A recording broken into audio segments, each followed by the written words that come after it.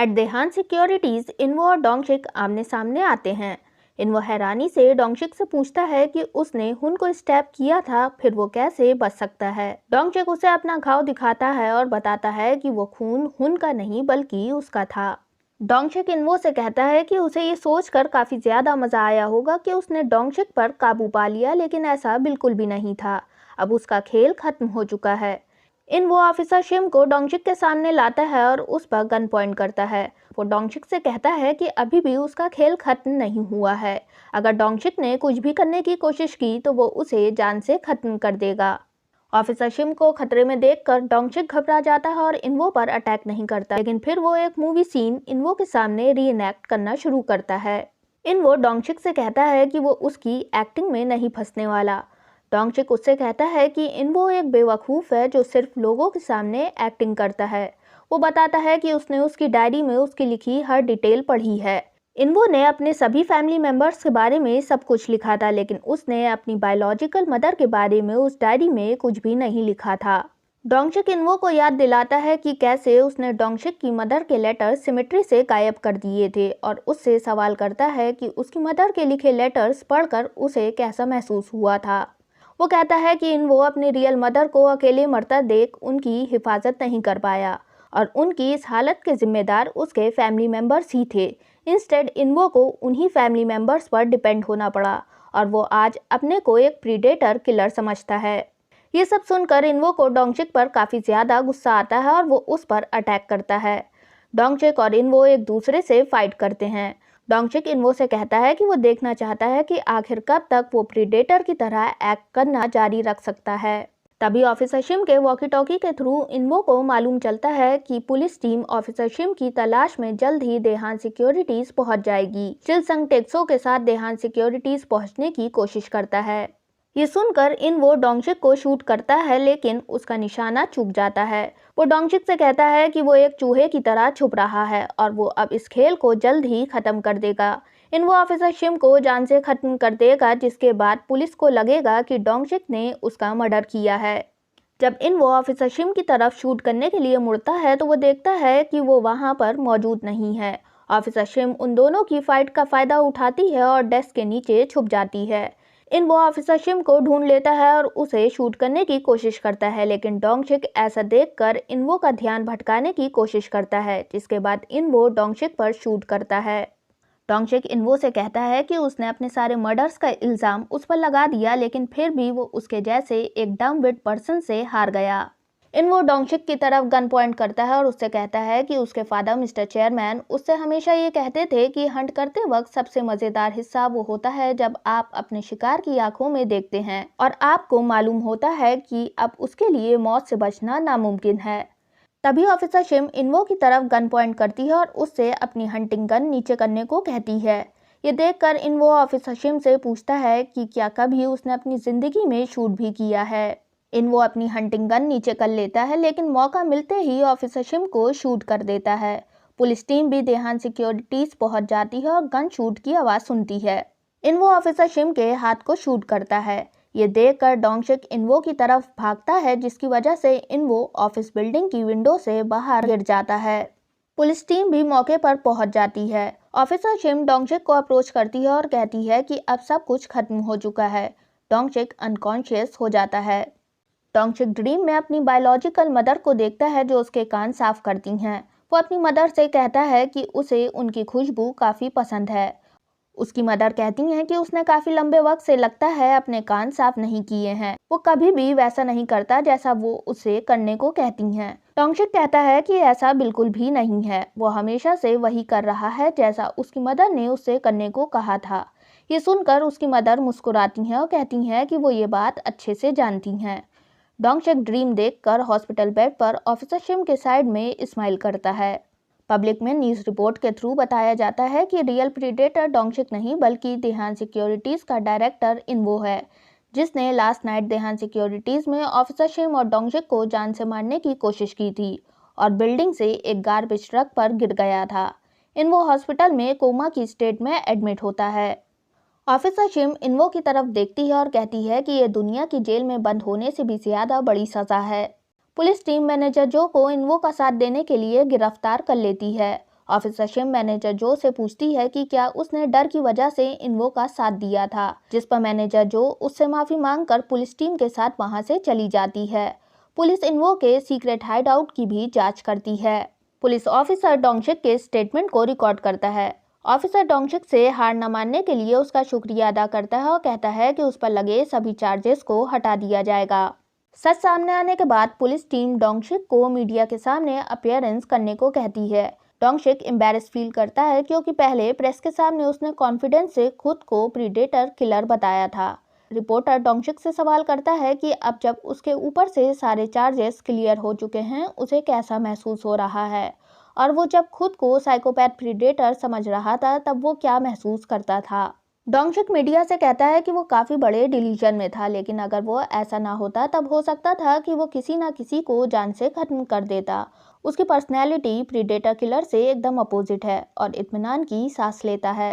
डोंगशिक के family restaurant में एक कस्टमर उनकी फैमिली पर इल्जाम लगाता है कि उनके रेस्टोरेंट का मीट खाने के बाद उसकी तबीयत खराब हो गई थी, इसीलिए उन्हें उसे कंपनसेट करना होगा क्योंकि उनकी वजह से वो 2 दिन तक अपनी जॉब पर नहीं जा पाया और माफी भी मांगनी होगी। चिल संग बाहर आता है और कस्टमर को हैंडल करने की कोशिश करता है। कस्टमर कहता है कि वो उनकी रिपोर्ट पुलिस से करेगा। तभी टेक्सो और एक और ऑफिसर वहां पहुंच जाते हैं। पुलिस को वहां देखने के बाद कस्टमर घबरा जाता है और वहां से चला जाता है। अब चिल संग डोंगशिक के फैमिली मेंबर्स के साथ उनके रेस्टोरेंट में उनकी हेल्प करता है। चिल संग ऑफिसर शिम के बारे में टेक्सो से पूछता है।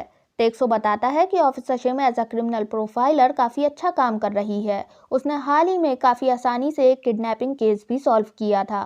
टेक्सो चिल संग से डोंगशिक के बारे में पूछता है।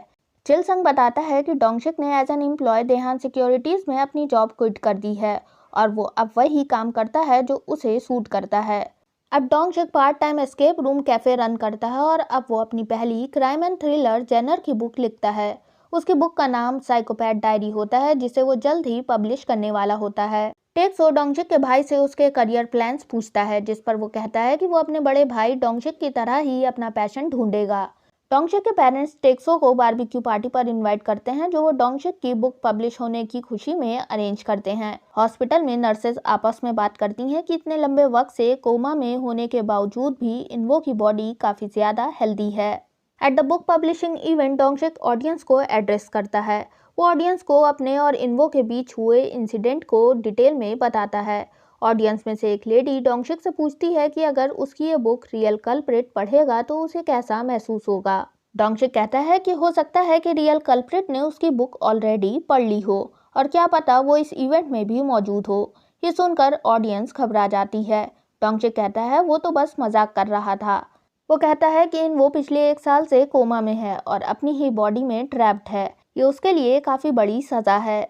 ऑफिसर शिम डोंगशिक के बुक इवेंट पहुंचती है और लेट होने के लिए उससे माफी मांगती है। वो डोंगशिक को एक bouquet along with a note gift करती है। इन्वो भी डोंगशिक के बुक इवेंट में मौजूद होता है और उस पर नजर रखता है।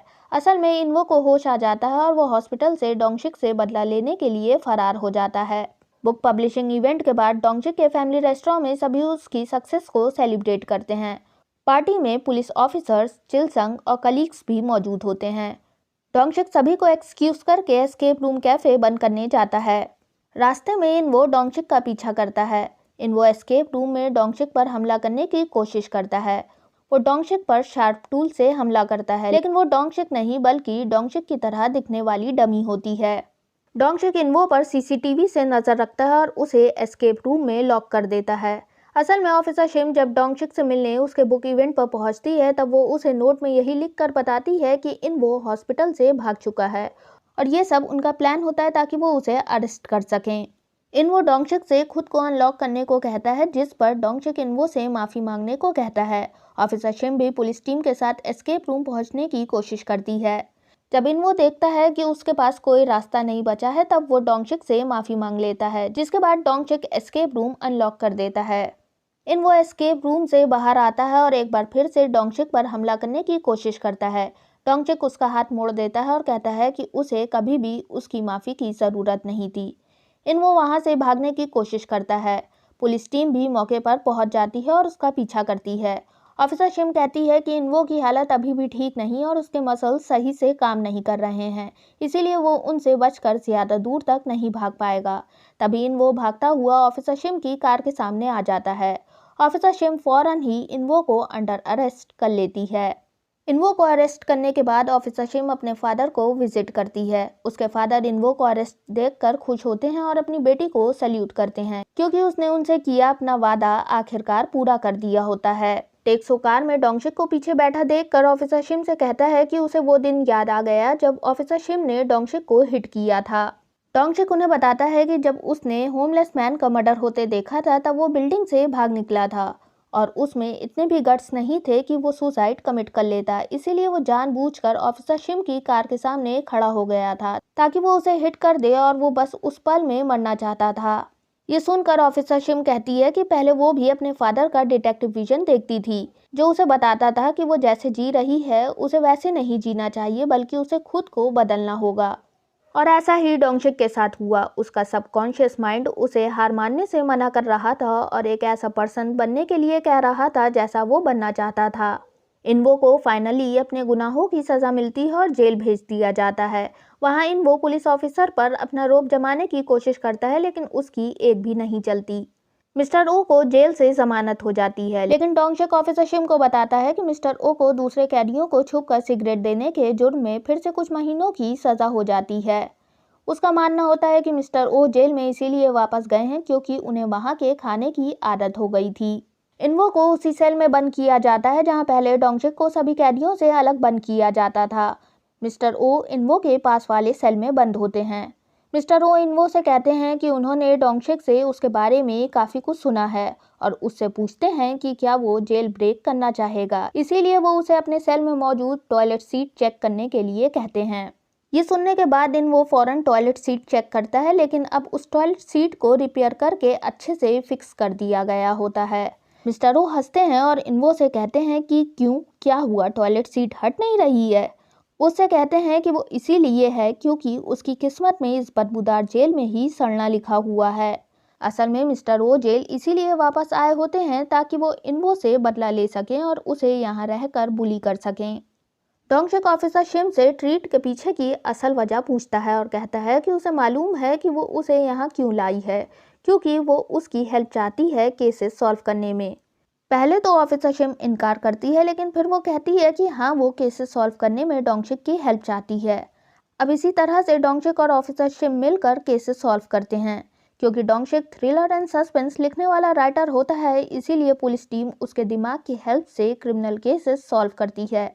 और इसी हैप्पी नोट पर साइकोपैथ डायरी की स्टोरी खत्म हो जाती है।